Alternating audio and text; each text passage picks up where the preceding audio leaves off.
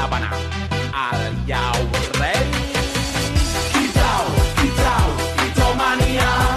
Hijau, hijau, hijau mania.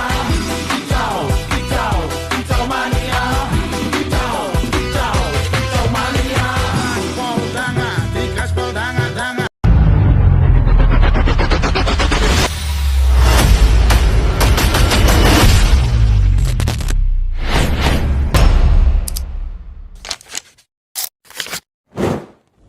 Kali ini kita akan bedah tuntas salah satu masalah paling klasik di Jakarta, banjir. Tapi kita nggak akan cuma ngobrol kosong, kita akan lihat datanya langsung apa sih yang sebenarnya terjadi di ibu kota kita ini. Buat jutaan orang yang tinggal di Jakarta, banjir itu ya udah kayak agenda tahunan, bukan hal yang aneh. Tapi meskipun udah biasa, bukan berarti dampaknya jadi enteng. Kan tiap tahun pasti ada aja kerugiannya. Baik itu materi atau bahkan nyawa.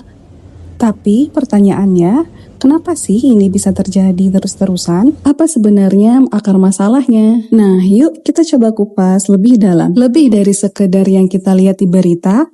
Oke, ini dia gambaran besar pembahasan kita. Pertama, kita lihat dulu soal genangan tahunan di Jakarta.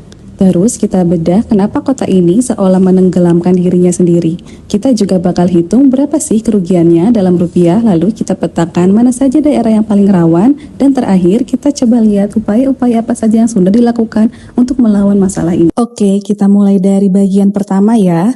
Kita lihat dulu sebesar apa sih skala bencana tahunan ini. Dampaknya tuh wah kemana-mana, nggak cuma rumah-rumah warga yang kebanjiran, tapi juga fasilitas umum, ekonomi, sosial, semuanya kena. Kerugian materinya jelas gede banget, dan yang paling parah seringkali ada korban jiwa. Ini terjadi hampir setiap tahun, biasanya puncaknya di bulan Januari atau Februari. Jadi, apa sih biang keladinya? Ternyata ini tuh kombinasi yang rumit ya, antara faktor alam atau ulah manusia. Kita mulai dari faktor alam dulu ya. Menurut BMKG lewat Pak Guswanto, ada 3 fenomena alam utama yang jadi pemicunya. Jadi, ini seperti serangan 3 arah sekaligus. Pertama, air kiriman dari daerah hulu, seperti Bogor dan sekitarnya. Kedua, curah hujan yang super deras turun langsung di Jakarta. Dan ketiga, ada air pasang atau rob dari laut yang bikin sungai nggak bisa ngalir keluar. Kebayangkan, air dari mana-mana numpuk di satu tempat. Nah, tadi itu faktor alam. Sekarang coba lihat ini. Ini adalah faktor-faktor yang disebabkan oleh kita, manusia. Daftarnya panjang banget kan? Dari kita menggunakan lahan, drainase yang buruk, sungai yang penuh sampah, sampai pengundulan hutan di hulu. Ini penting banget, karena artinya sebagian besar masalah ini sebenarnya ada di tangan kita sendiri. Dan dari sekian banyak faktor tadi, ada yang super satu krusial dan butuh perhatian khusus, yaitu fakta dari Jakarta secara harfiah tenggelam. Seberapa cepat? Di beberapa titik penurunannya bisa mencapai 18 cm per tahun. Coba bayangin jika itu 1 dekade lagi. Setiap tahun tanah di daerah Jakarta amblas tinggi itu. Parah kan? Nah, kombinasi dari semua faktor tadi, banjir dari 3 arah, plus tanah yang makin turun, akhirnya nimbulin kerugian yang angkanya bikin pusing. Bukan cuma kerugian materi, tapi juga korban jiwa. Kita lihat grafiknya sekarang. Data ini baru dari 2 tahun aja, 2020 dan 2021. Di 2020 ada 23 korban jiwa, tahun berikutnya 5 orang. Ini bukan cuma angka di grafik ya, ini adalah nyawa yang hilang. Selain korban jiwa, lihat berapa banyak orang yang harus mengungsi. Ratusan, ribuan orang terdampak langsung.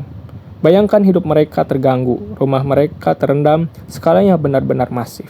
Secara ekonomi, dampaknya juga nggak main-main. Diperkirakan kerugian ekonomi tahunan akibat banjir di Jakarta itu mencapai 2,1 triliun rupiah setiap tahun. Tapi tunggu dulu, kalau dihitung total potensi kerugiannya, baik fisik maupun ekonomi, angkanya bisa meledak sampai hampir 30,1 triliun rupiah. Tentu saja kerugian sebesar ini nggak tersebar rata. Ada area tertentu yang jauh lebih tinggi dibandingkan dengan yang lain. Sekarang mari kita lihat petanya. Mana aja zona merah di Jakarta ini. Kalau kita lihat dari datanya, kelihatan banget kalau resikonya tidak merata. Jakarta Barat dan Timur, mereka punya area bahaya yang tingkat sedang dan tinggi yang paling luas. Mungkin ini ada hubungannya dengan kepadatan penduduk dan juga kontur tanah. Dan kesimpulannya cukup mengkhawatirkan, 5 dari 6 wilayah administrasi di Jakarta masuk ke dalam klasifikasi sangat rentan terhadap banjir dan hanya Kepulauan Seribu saja yang lolos. Oke, kita udah lihat masalahnya, udah hitung kerugiannya. Sekarang pertanyaannya, apa solusinya? Apa yang sudah dilakukan untuk menangani ini? Pemerintah sebenarnya sudah punya beberapa strategi utama. Ada normalisasi sungai, tujuannya agar aliran lebih lancar menuju laut. Terus ada pembuatan ruang terbuka hijau untuk menambah daerah resapan air. Ada juga pemetaan titik-titik rawan banjir yang terus diupdate, dan pengerahan alat berat untuk mengeruk sungai atau memperbaiki infrastruktur. Tapi ini pertanyaan besarnya. Di satu sisi ada upaya mitigasi yang terus berjalan, tapi di sisi lain tanah Jakarta terus turun dengan cepat. Apakah semua usaha ini cukup untuk menyelamatkan Jakarta, atau kita hanya menunda sesuatu yang pada akhirnya tidak bisa kita hindari?